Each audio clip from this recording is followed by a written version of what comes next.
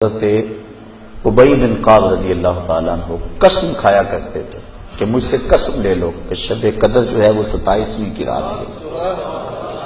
حضرت بایزید بسطامی فرماتے ہیں میں زندگی میں 2 مرتبہ شب قدر کو پایا ہے اور دونوں مرتبہ 27ویں شب کو ہی پایا ہے۔ دوسری حدیث بھی بخاری اور مسلم سے ہے، مشکات میں 2083، آپ صلی اللہ علیہ وآلہ وسلم نے فرمایا شب قدر کو رمضان کے آخری عشرے کی تاک راتوں میں تلاش کرو، 21ویں، 23ویں، 25ویں، 27ویں اور 29ویں۔ تیسری حدیث بھی بخاری اور مسلم سے ہے اور مشکات میں اس کا نمبر ہے 2086، آپ صلی اللہ علیہ وسلم نے رمضان کا پہلا عشرہ اعتکاف کیا، پھر دوسرا عشرہ بھی اعتکاف کیا، پھر سر مبارک خیمے سے باہر نکالا اور کہا کہ میں نے پہلا عشرہ اعتکاف کیا تھا شب قدر کی تلاش میں، لیکن مجھے نہیں ملی، دوسرے میں بھی نہیں ملی۔ پھر ایک فرشتے نے آ کے مجھے خبر دی کہ اس کو آپ آخری عشرے میں تلاش کریں، اگر تم میں سے کوئی اعتکاف میرے ساتھ کرنا چاہتا ہے تو کر لے۔ اور پھر آپ صلی اللہ علیہ وآلہ وسلم نے فرمایا مجھے خواب میں وہ رات دکھا دی گئی اور اس میں مجھے رات میں وہ خواب میں دکھائی گئی لیکن پھر مجھے بھلا دی گئی، سنقرئک فلا تنسى الا ما شاء اللہ، اے نبی ہم تمہیں پڑھائیں گے تم کبھی نہیں بھولو گے مگر جب اللہ چاہے گا۔ بھلا دی گئی، اور اس کیوں بھلائی گئی وہ آگے بخاری کی حدیث بھی آ جائے گی۔ پھر بھلا دی گئی۔ بہرحال مجھے ایک بات یاد ہے کہ اس رات صبح کے وقت جب میں فجر کی نماز پڑھ رہا ہوں گا تو میرے ماتھے پر کیچڑ کا نشان ہوگا، یہ آپ کو خواب میں دکھایا گیا۔ اور اسی حدیث میں الفاظ ہیں کہ 21ویں رات جب آئی، یعنی 20ویں اور 21ویں روزے کی درمیانی رات، اس میں جب آپ نے 21ویں روزے کی جب فجر پڑھی تو اس رات کافی بارش ہوئی، مسجد نبوی کی چھت ٹپکنے لگی، اور ظاہر ہے کہ قالین وغیرہ تو نہیں ہوتے تھے، مٹی پہ ہی نماز پڑھی جاتی تھی، یہی افضل ہے، لہٰذا اہل تشیع کا پارشلی مقدمہ اس حوالے سے مضبوط ہے کہ مٹی پہ ہی سجدہ ہونا چاہیے۔ تو بہرحال آپ صلی اللہ علیہ وآلہ وسلم کے ماتھے پر مٹی کا نشان پڑ گیا۔ صحابہ کہتے ہیں جب نماز کے بعد آپ صلی اللہ علیہ وسلم جب رخ انور صحابہ کی طرف کرتے تھے تو انہوں نے دیکھا کہ آپ صلی اللہ علیہ وآلہ وسلم کے ماتھے پر مٹی کا نشان ہے، تو صحابہ کو پتہ چلا اچھا آج شب قدر تھی۔ اچھا اب آپ دیکھیں کہ یہ نہیں ہے کہ کوئی شے نظر آ جاتی ہے، ورنہ صحابہ کو بھی نظر آئی، آپ صلی اللہ علیہ وسلم کو بھی کوئی چیز نظر نہیں آئی۔ اور یہاں اتنا مشہور کیا کہتا ہے جی سمندر کا پانی میٹھا ہو جاتا ہے، اور ایک کوڑ مارنے چھڑ دو ان ماڈرن دور جے کسی گورے نے سن لی نا گل، اور جناب بہ جائے گا رمضان دا پورا مہینہ روزانہ دا ایک ٹیسٹ لے گا اور کہے گا 10واں کس داڑے جناب شاید نال میٹھا ہوتا ہے سمندر دا پانی۔ جس سارے درخت سجدے میں گر پڑتے ہیں، بھائی ہم CCTV کیمرے لگا لیتے ہیں پتہ لگ جائے گا کس وقت گرتے ہیں، یہ سب جھوٹ ہے، کسی روایت کے اندر موجود نہیں ہے، بس صرف آپ نے قیام کرنا ہے رات کا، کوئی ایک رات اس میں ہوگی۔ اسی لیے دیکھیں یہ فکس بھی نہیں کر کے بتائی گئی کہ فلاں ہے، کہا کہ 5 ہیں، 21ویں، 23ویں، 27ویں، 25ویں، 27ویں اور 29ویں۔ چوتھی حدیث صحیح مسلم سے عبداللہ بن انیس کی، مشکات میں 2087، اس میں بھی یہ پورا واقعہ ہے لیکن اس میں الفاظ یہ ہیں، آپ دوسرے صحابی کہتے ہیں کہ وہ 23ویں شب تھی، ابو سعید خدری کہہ رہے ہیں وہ 21ویں تھی کیچڑ والی، اور عبداللہ ابن انیس کہہ رہے ہیں وہ 23ویں تھی، لیکن یہی 2 اختلاف آ گئے۔ تو وہ 21ویں بھی ہو سکتی ہے، 23ویں بھی، 25ویں بھی، 27ویں بھی، اور اس کی حکمت کیا ہے بدلنے کی میں بعد میں بتاتا ہوں۔ تو یہ شب قدر کے حوالے سے ایک دعا بھی بڑی مشہور ہے، اللہم انک عفو تحب العفو فاعف عنی، یہ روایت مشکات میں بھی موجود ہے 2091 اور جامع ترمذی اور سنن ابن ماجہ میں موجود ہے، لیکن یہ روایت منقطع ہے، وہ تابعی جو ہے عبداللہ بن بریدہ اس کا سماع اما عائشہ سے ثابت نہیں ہے، شیخ البانی سے حسن درجے تک پہنچاتے ہیں۔ بہرحال دعا کے بارے میں میرا موقف یہ ہے چاہے کوئی ضعیف روایت بھی ہو، اگر کوئی دعا کے طور پہ اسے کر لے تو میں اس کے اوپر کوئی فتوی والا معاملہ نہیں کرتا۔ امام دارقطنی نے بھی یہ بات لکھی ہے کہ یہ منقطع روایت ہے، اللہم انک عفو تحب العفو فاعف عنی۔ 5ویں حدیث صحیح مسلم سے ہے، مشکات میں ہے 2088، سیدنا ابی ابن کعب کو کسی نے بتایا کہ عبداللہ ابن مسعود کہتے ہیں رضی اللہ تعالیٰ عنہ کہ جو شخص روزانہ آخری پہر جاگے گا تہجد کے وقت تو وہ شب قدر پا لے گا۔ اب یہ دیکھیں کہ روزانہ جو جاگے گا ظاہر وہ پا ہی لے گا، عبداللہ ابن مسعود کی جب یہ بات پہنچی ابی ابن کعب تک تو انہوں نے کہا اللہ تعالیٰ ہمارے بھائی پہ جو ہے وہ رحم فرمائے. انہوں نے شاید یہ بات اس لیے کہی کہ لوگ صرف اکتفا ہی نہ کر لیں رمضان کے قیام پہ ہی، اس لیے انہوں نے یہ بات کی ہوگی، ورنہ ہمارے بھائی عبداللہ ابن مسعود کو یہ بات خوب پتا ہے کہ شب قدر جو ہے یہ رمضان کے آخری عشرے میں آتی ہے. اور پھر انہوں نے کہا کہ میں اللہ کی قسم اٹھاتا ہوں کہ شب قدر جو ہے وہ 27ویں رات ہے. اور تابعی کہتے ہیں کہ انشاءاللہ کے بغیر قسم کھائی، کیونکہ اگر آپ انشاءاللہ کے ساتھ قسم کھائیں نا تو وہ قسم ڈاؤٹ فل ہوتی ہے کہ اگر اللہ نے چاہا تو. انشاءاللہ کے بغیر قسم کھائی جاتی ہے تو کنفرم ہوتا ہے کہ وہ بات ڈیفینیٹ کر رہا ہے، کرنے والا واقعی قسم کھا رہا ہے. تو پھر پوچھا گیا آپ کو کیسے پتا ہے کہ 27ویں ہے؟ انہوں نے کہا اس لیے کہ آپ صلی اللہ علیہ وآلہ وسلم نے ہمیں نشانی بتائی ہے کہ اس رات جب سورج صبح کے وقت طلوع ہوتا ہے تو بغیر شعاؤں کے ہوتا ہے، یعنی بالکل ٹکیاں نکلتی ہے. اور ویسے تو عموماً ویسے بھی ٹکیاں نکلتی ہے لیکن وہ شاید زیادہ دیر تک کے لیے ٹکیاں رہتی ہے. اب حالانکہ باقی روایتوں کے اندر 21ویں 23ویں بھی آیا ہے اور یہ قسم اٹھا کے 27ویں، تو اس سے مراد پھر تطبیق یہ ہوگی کہ جو انہوں نے پائی ہے وہ اس سال 27ویں کو آئی ہوگی، ورنہ تو یہ بدلتی رہتی ہے. چھٹی حدیث صحیح بخاری سے ہے مشکات میں 2095 کہ آپ صلی اللہ علیہ وآلہ وسلم شب قدر کا دن بتانے کے لیے کہ آپ کون سی رات کو یہ آئے گی باہر تشریف لائے تو دو مسلمان آپس میں جھگڑ رہے تھے. یہ جھگڑنے کی نحوست دیکھیں. آپ صلی اللہ علیہ وسلم بھول گئے اور آپ نے فرمایا کہ مجھے اللہ نے بتائی تھی وہ رات لیکن پھر مجھے بھلا دی گئی، سنقرئک فلا تنسى الا ما شاء اللہ. اور پھر آپ نے فرمایا کہ اس وجہ سے بھلائی گئی کہ یہ دو مسلمان آپس میں جھگڑ رہے تھے، اور پھر کہا ہو سکتا ہے کہ اللہ کی اسی میں بہتری ہو، یہ بھی ساتھ کہہ دیا، ورنہ انہوں دو مسلمانوں نے لوگ قیامت تک کوستے رہتے. بھائی اللہ نے بتانا ہوتا تو بعد میں بتا سکتے، اللہ کے لیے تو کوئی مسئلہ نہیں تھا، اسی میں بہتری ہو، اور یہ واقعی بہتری ہے. اور پھر فرمایا اب تم اسے 21ویں 23ویں اور 25ویں میں تلاش کرو. اب یہاں 27ویں 29ویں کا ذکر کوئی نہیں ہے، وہ الگ سے حدیث میں.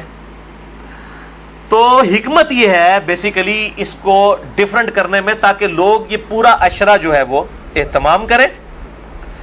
دوسرا لوگ کہتے ہیں جی جس رات میں قرآن نازل ہوا تھا وہ ہوگی تو کوئی ایک ہی رات نا، یا 21ویں ہوگی. یہ تو نہیں ہے کہ 14 اگست اس دفعہ جو ہے 14 اگست کو آئے تو اگلی دفعہ 14 اگست جو ہے وہ 21 اگست کو آ جائے، اس طرح تو نہیں ہوگا. 14 اگست تو 14 اگست کو ہی آئے گا. تو یہ کیا وجہ ہے کہ قرآن جس رات میں نازل ہونا شروع ہوا وہ تو یا 21ویں تھی یا 23ویں تھی یا 25ویں یا 27ویں یا 29ویں، تو اگلے سال بھی وہی ہونی چاہیے. تو یہ دنیاوی اعتبار سے تو یہ بات بالکل ٹھیک ہے. لیکن جب اللہ تعالیٰ نے اس کی سیلیبریشن اس طرح کر دی ہے کہ اس سال میں اس کی سیلیبریشن کروں گا 21ویں کو، اگلے سال 23ویں کو، اس سے اگلے سال 27ویں کو، اس سے اگلے سال پھر شاید 21ویں کو ہو جائے، پھر کبھی 29ویں کو، تاکہ یہ روٹیٹ کرتی رہے، مسلمانوں کا شوق برقرار رہے. اس میں نظر کچھ نہیں آنا ہوتا، بس قیام کرنا ہوتا ہے. اللہ تعالیٰ 82 سال کی عبادت کا ثواب لکھ دے گا. اور اس کا آسان طریقہ میں آپ کو اینڈ پہ 2 حدیثیں بتا دوں گا سست الوجود لوگوں کے لیے انشاءاللہ میرے جیسے. 7ویں حدیث بھی بخاری اور مسلم دونوں میں ہے مشکات میں 2090. اما عائشہ کہتی ہیں کہ جب رمضان کا آخری عشرہ ہوتا تو آپ صلی اللہ علیہ وسلم عبادت کے لیے کمر بستہ ہو جاتے، خود بھی راتوں کو جاگتے اور اپنے گھر والوں کو بھی جگایا کرتے. اللہ تعالی ہمیں بھی اس سنت پر عمل کرنے کی توفیق عطا فرمائے، آمین. 8ویں حدیث صحیح مسلم سے ہے مشکات میں 2089. اما عائشہ رضی اللہ تعالیٰ عنہ کہتی ہیں کہ آپ صلی اللہ علیہ وسلم جس قدر رمضان مبارک کے آخری عشرے میں عبادت اور سخاوت والا معاملہ کرتے تھے پورا سال کبھی ایسا نہیں کرتے تھے، اس آخری عشرے میں خصوصاً. 9ویں حدیث تو ہے ہی بالخصوص پرٹیکولرلی اعتکاف کے حوالے سے، اور اعتکاف بھی بیسیکلی شب قدر کی تلاش کے لیے ہوتا ہے. کم از کم 10 دن مسجد میں ٹکا تو رہے گا نا. چلو ستے ہی لب گئی مسجد ہی تو مل جائے گی نا انہوں شب قدر، اور کوئی نہیں تو لوگ فجر اور عشاء کی نماز ہی جماعت سے پڑھا دیں گے. خراٹے لے رہے ہوں تو اعتکاف والوں کی تو ویسے ہی شام دائی ہوتی ہے بیچاروں کی. اعتکاف والوں کو تو رات کو بھی نہیں سونے دیتے، اور درس بھی مجبوراً بیچارے اعتکاف والوں کو ہی سننا پڑتا ہے. تو بخاری اور مسلم میں یہ حدیث ہے مشکات میں 2097. اما عائشہ رضی اللہ تعالیٰ عنہ کہتی ہیں کہ آپ صلی اللہ علیہ وسلم رمضان کے آخری عشرے کا اعتکاف فرمایا کرتے تھے یہاں تک کہ آپ کی وفات ہو گئی. ہر سال اعتکاف کرتے تھے آپ صلی اللہ علیہ وآلہ وسلم. یہ سنت موقدہ کفایہ ہے، چند لوگ کر لیں تو باقیوں کی طرف سے ادا ہو جائے گی. اور پھر آپ صلی اللہ علیہ وسلم کی وفات کے بعد آپ کی بیویاں بھی مسجد نبوی میں اعتکاف کیا کرتی تھیں. لیکن اسی کانٹیکسٹ میں بخاری مسلم میں حدیث ہے, ایک دفعہ آپ صلی اللہ علیہ وآلہ وسلم نے جو ہے وہ مسجد نبوی میں اعتکاف کے لیے خیمہ لگایا. کسی ایک بیوی نے آ کے خیمہ لگایا, پھر دوسری نے بھی وہ سوکن والا سلسلہ کرتے کرتے کئی خیمے لگے. آپ نے ساروں کے کھڑوا کے اپنا بھی کھڑوا دیا. اس سال آپ نے اعتکاف ہی نہیں کیا. پھر آپ نے اگلے سال, صحیح بخاری میں آتا ہے, 20 دن کا اعتکاف کیا, اور وہ آپ کا آخری سال تھا. تو آپ نے اعتکاف ہی نہیں کیا کہ یہ یعنی اللہ کی رضا کی خاطر اعتکاف کیا جائے, نہ کہ میری وجہ سے کہ میرے ساتھ ایک بیوی اعتکاف بیٹھی ہے پھر دوسری بھی, سب کے خیمے. اس سے یہ بات پتہ چلی کہ مسجد نبوی میں اعتکاف عورتیں کیا کرتی تھی, اور مسجد میں اعتکاف آج بھی مسجد نبوی میں اور بیت اللہ شریف میں اعتکاف ہوتا ہے. بل اس حوالے سے میرا موقف تھوڑا اب لینیٹ ہو چکا ہے. اب جو پرفتن دور ہے جس کے اندر یہ موبائل کیمرے اور ویڈیوز اور سیکیورٹی تقریباً ختم ہو چکی ہے مسجدوں کی, اس صورتحال میں اگر عورتیں گھروں میں اعتکاف کر لیں تو اجتہاداً اس میں بھی کوئی حرج نہیں ہے, کیونکہ مسجدیں جو ہے آج کل عورتوں کے اعتکاف کے اعتبار سے خطرے سے خالی نہیں ہے. جیسا کہ یہ موبائل فون ہے, اور لوگوں کی اگلے دن بھی اخبار میں خبر آئی تھی, وہ تصویر کسی کی چڑھا دی, اس طریقے سے اس عورت نے خودکشی کر لی. اس قسم کے واقعات ہوتے ہیں. لہٰذا اس میں میرے خیال ہے اہل حدیث جو سختی کرتے ہیں وہ نہیں کرنی چاہیے. حنفیوں کا موقف مجھے مضبوط لگتا ہے, خصوصاً اس دور کے اعتبار سے. میں حرام نہیں کہہ رہا, مسجد میں بیٹھنا بہتر ہے, مسجد نبی شریف میں جہاں پہ سیکیورٹی ہے بیٹھیں, لیکن ہمارے ملک کے اندر میں نہیں سمجھتا کہ سوائے چند ایک جگہوں کے اس طرح کی سیکیورٹی اویلیبل ہو. جہاں پہ ہو ضرور کریں.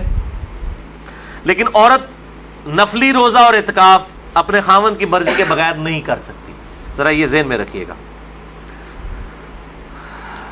10ویں حدیث جامعہ ترمذی میں ہے, سنن نبی داؤد میں ہے, سنن ابن ماجہ میں.